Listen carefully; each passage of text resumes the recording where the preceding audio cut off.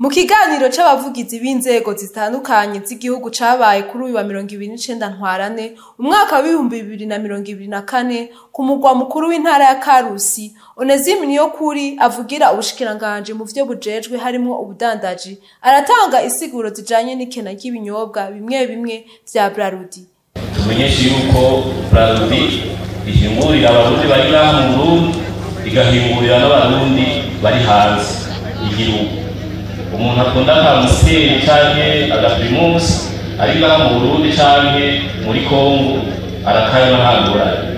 Inzoga rero babona zisohoka hariho abarundi bari hakurya nyene n'umuntu bifuza yuko nabo kuri ivyo byiza by'Uburundi ubona ingene bisa.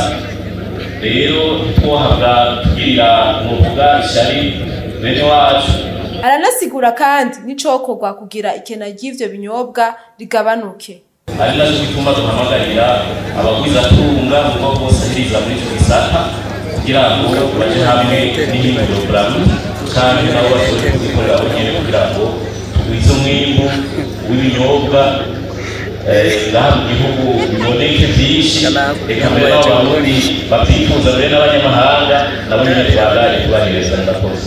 Ivyo biruko mu gihe hamaze imisi itari mike hibonekeza ubukene bw'ibinyobwa vya Braludi mu mihingo myinshi y'igihugu c'u Burundi.